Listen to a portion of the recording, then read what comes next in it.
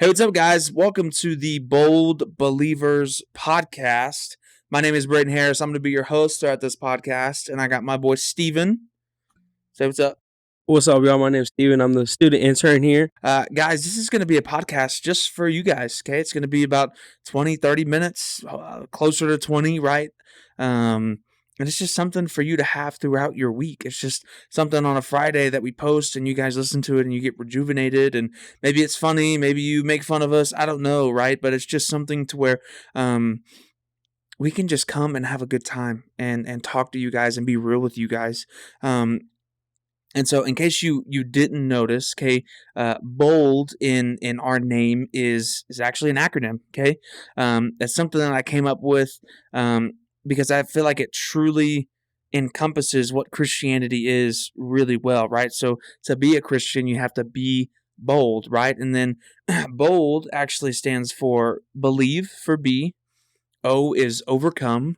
L is for love, and D is for discipleship. And so I kind of feel like all of those things really go into what Christianity is and what we're doing here. Me and Steven, we're working really hard to help you guys grow in your faith and do everything like that. And so being bold is a big part of all of that. So we call it the Bold Believers Podcast because that's what we want to be. We want to be believers. We want to be people who are overcomers.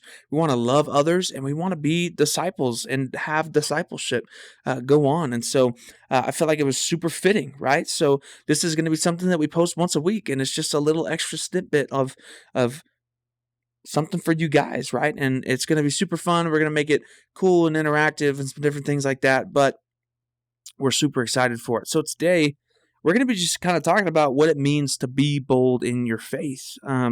So, Stephen, when is a time that you really had to be bold and live out on the edge and kind of stand up for what you believed in? Yeah, so just with my call with ministry, like some of y'all heard on Sunday night, of kind of finding my spot in ministry, and I really had to be bold in that because I had a couple conversations with a couple of local college pastors and just different people in the community, and a lot of them didn't really uh, agree with the way I was going with it, and I did, you know, run into the problem of, hey, it's either you choose a position here or you're released from the church. And I really had to take a bold step of faith and just believe that God was gonna help me overcome that, and that He was gonna put me in a place where I feel loved and that I'm able to build disciples. Yeah, that's good.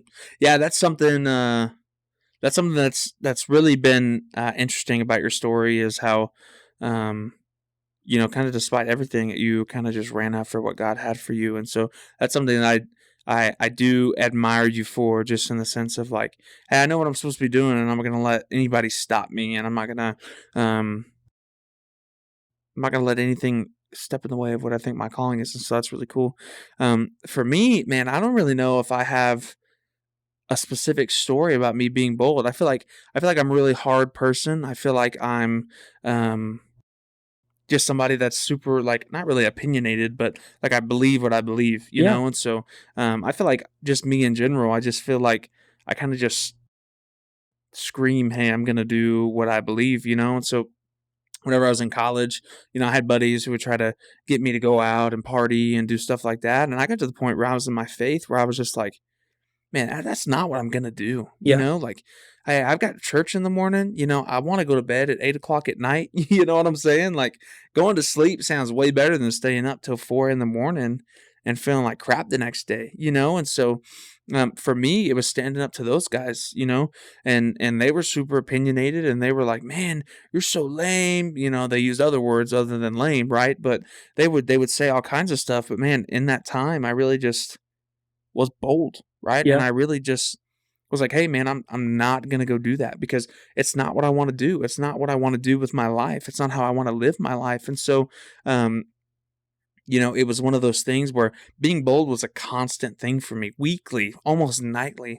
Hey, Braden, you want to go do this? Hey, Braden, you want to go to where people are going to be doing this and blah blah. And I'm just like, man, that's just not what I want to do. And so finally, whenever I got into college, I felt confident enough in myself to just be my own person and just not worry about what's happening or what other people would think or what's going on. And so that really helped me out a lot, in terms of what I believed. And so, um, man, I'll tell you what, it's so much more satisfying whenever you stand up for what you believe in, right? Because I feel like a lot of times it's easy for us to cave, right? It's easy for us to, um, kind of just go with the flow, right? And dude, I don't know what it is, but I get like a natural high off of like overcoming a sin or like being super close to a sin and then being like, nah, I'm good. Yeah. You know what I'm saying? Like, I don't know Yeah. what it is, but it's like knowing, like, hey, man, like, you used to struggle with that. And now it's like,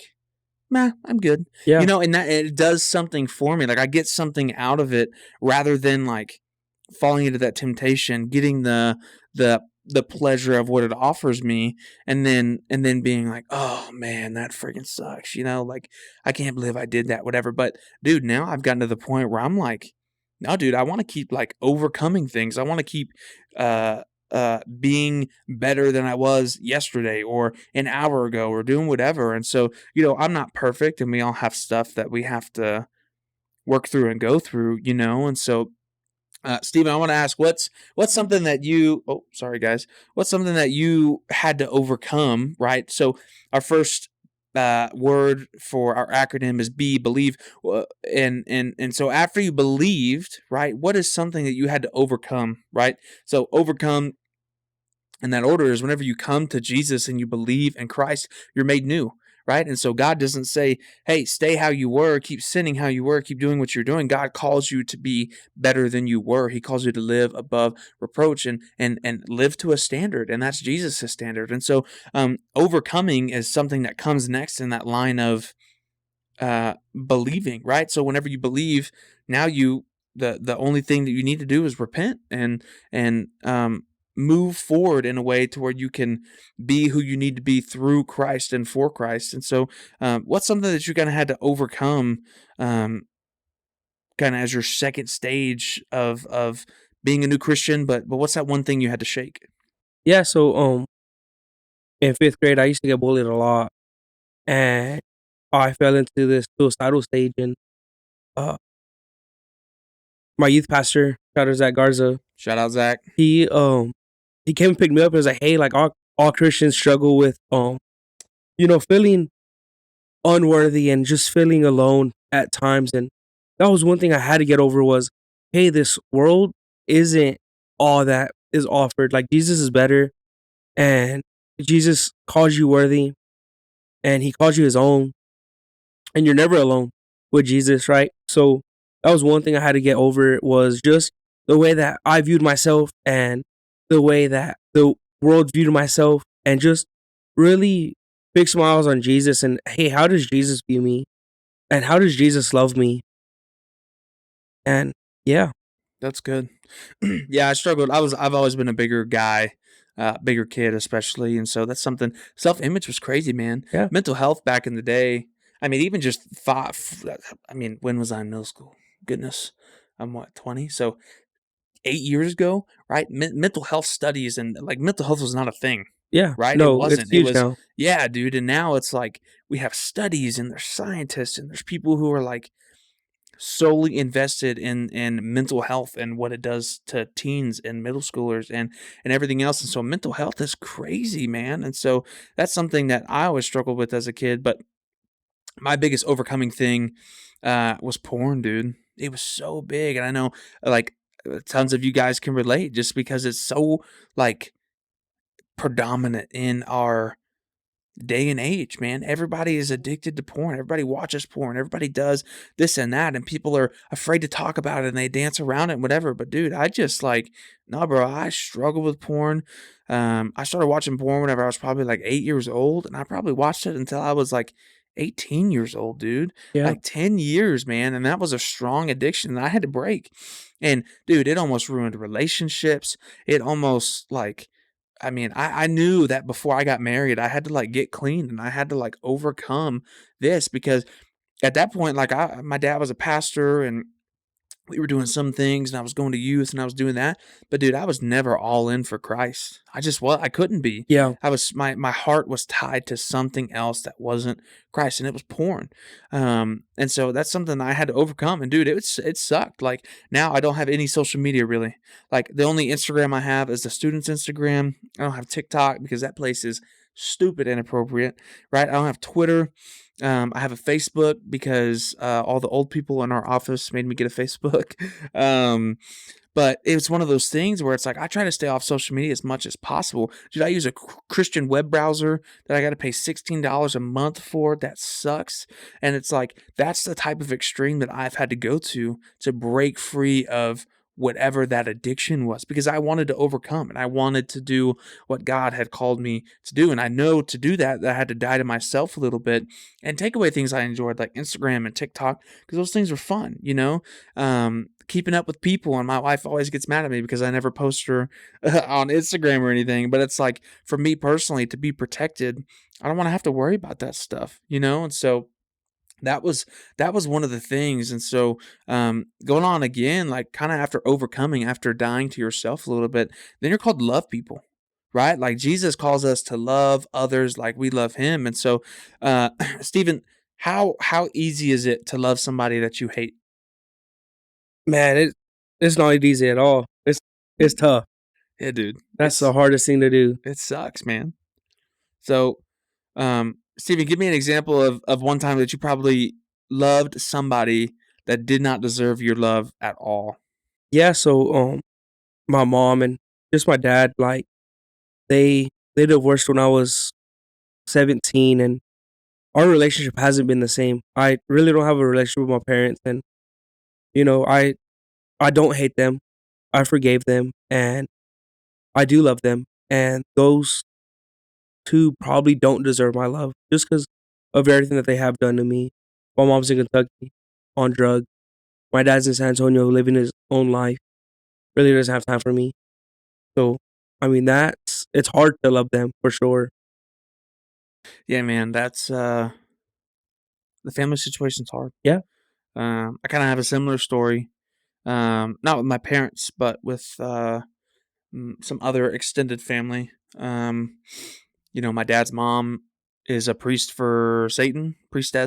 I don't know how you say that. And so, um, man, how hard is that to love somebody like that? Like I'm sitting here preaching the gospel and she's preaching a gospel of death and of hell and destruction, and she blatantly chooses to worship somebody that's just wants to steal, kill, and destroy and torture her for eternity. And she has no living life in her. She has no light. It's just surrounded by darkness. And so I had to watch my dad go through some stuff, and I had to um, hear some of the stories that happened to him. And so it was really sad. It was really, really sad. And so we uh we as a family, man, I've only spoken to her like very a few amount of times, and then now we have no ties with her at all. Haven't in years, man, but it's for our own good, you Yeah. know? And like you can't have those people in your life and you can't be um doing some of those things, right? Because like at some point you have to protect yourself and you have to protect your family. Right. And so but that doesn't mean that we still don't love her, right? Like we love her from afar, and Right. it's different, you know.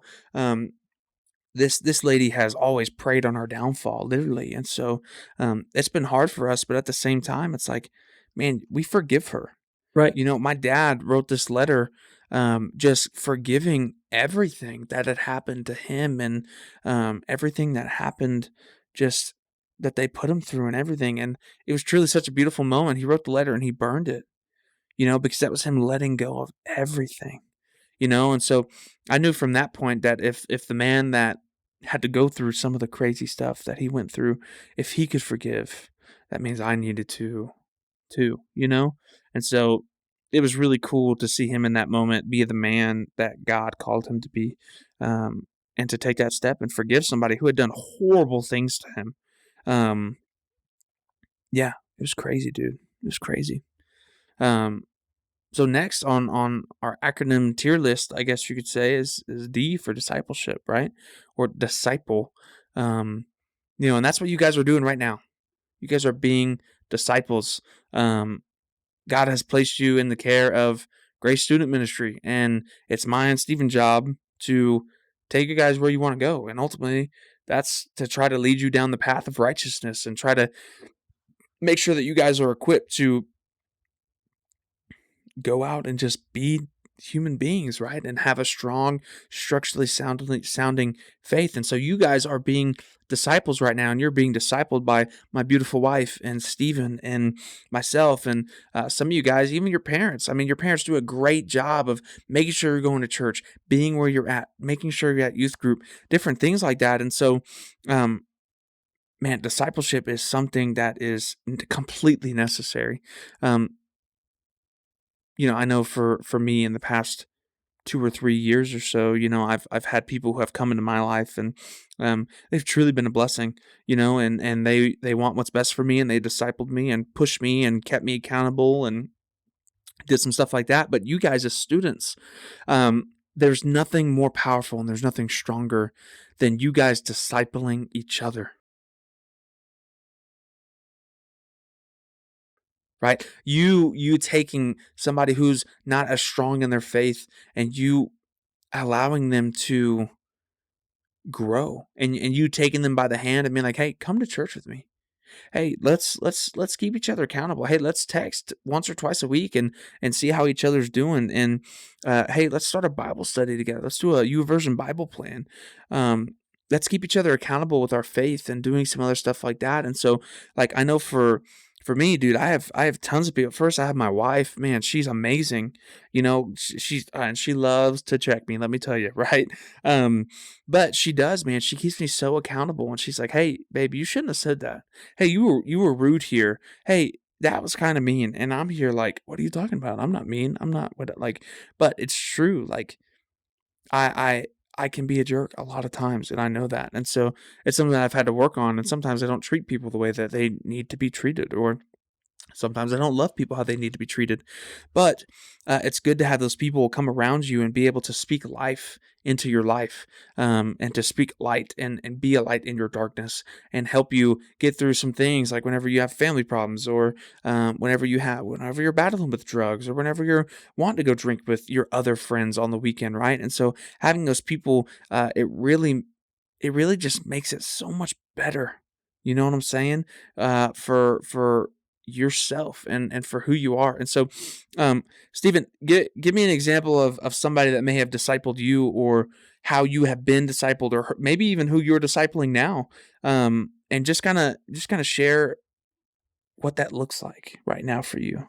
Yeah, so one person that like really discipled me and kind of like was there for my parents' divorce and my suicidal stage and just like kind of was there for my call to ministry was my youth pastor Zach Garza. Shout And out to Zach again. he was, I mean, just a huge blessing in my life. I would not be here without him. Summers, like spring break, just any time off of school, I was always at the church with Zach, just like shadowing him and helping him out, running the store with him. And anytime I was in trouble, y'all, it was all the time. He would come pick me up. He'll come pick me up, talk to me, just give me some words of wisdom and make sure I was okay. And someone that I'm discipling now is my cousin.